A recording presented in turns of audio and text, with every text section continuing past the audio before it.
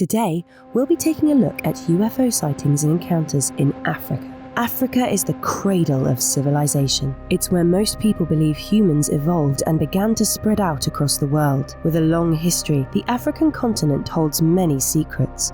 Many of these secrets are related to extraterrestrials. If you're curious to know more, let's dive right into the video.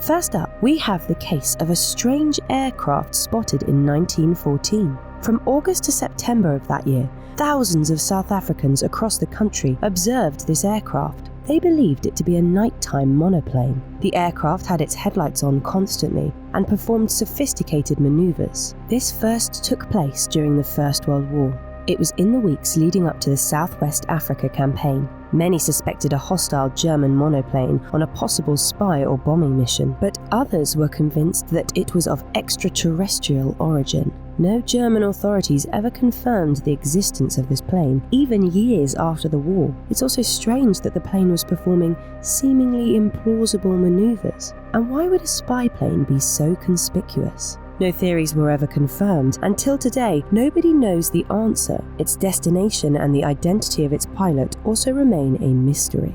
Another unusual aircraft was also spotted this year. Residents of Pietermaritzburg saw a long green light trail in the sky. According to news reports, this object looked like an asteroid. Within a few hours, multiple social media users reported similar sightings. Some of them suggested it was an alien invasion. The object continued flashing in the sky briefly before disappearing. Similar sightings were reported by people in Durban and Johannesburg.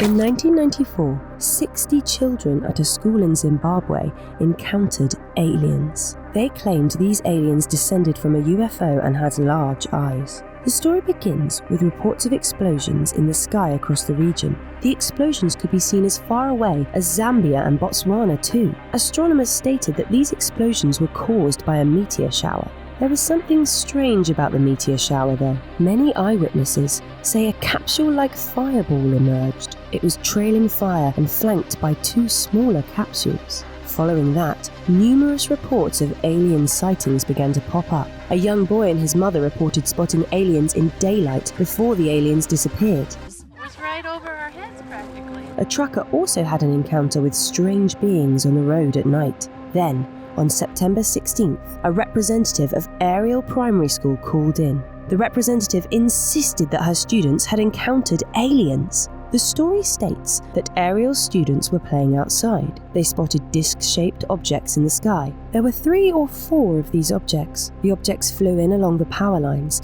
and finally landed in the bush area, amongst the trees. The children were afraid, but also curious. Shortly after, aliens emerged from those disc-shaped crafts. One student said that he thought at first that the little man might have been the school gardener, but then I saw that the figure had long, straight black hair. It was not really like a black person's hair. It was then that he realized the figure was not human.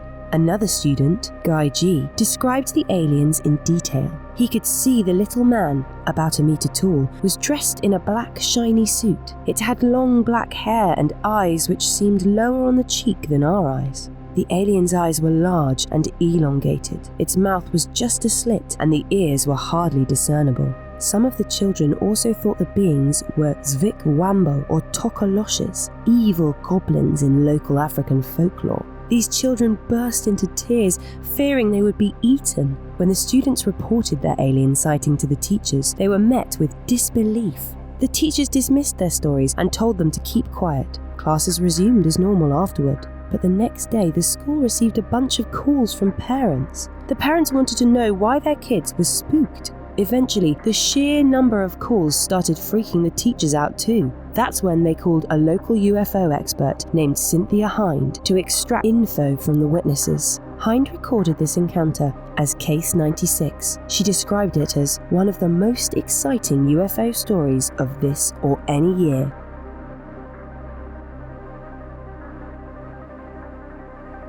The San people of the Kalahari region also have a dance ritual that may connect them to extraterrestrial dimensions. Known as the trance dance, it is still practiced by some communities. The dance produces an altered consciousness. This is done through hyperventilation and rhythmic dance. The primary purpose of this dance is to heal sick people, whether physically or mentally. In the altered conscious state, the healers experience healing energy that is channeled to sick people. The healers do this by touching the sick people on the body parts affected by sickness. The dance also drives away disputes and anger in the community. It's an ancient tradition that goes back thousands of years. Historians claim this tradition is recorded in southern African rock art. This dance is the most prominent cultural and religious practice that the San people still practice. It comes in many different forms, but all have a similar purpose. But the trance dance doesn't just heal, it also grants the practitioners superpowers. Via the dance, healers activate energy within themselves. This energy allows them to travel into other dimensions. They can also see very long distances and touch flames without being burned.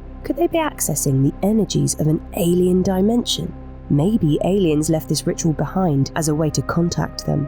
It's safe to say that Africa has many mysteries to be uncovered, especially when it comes to extraterrestrial encounters. The continent is massive, and there are many remote places where strange creatures can hide. As time passes, more and more of these encounters will come to light.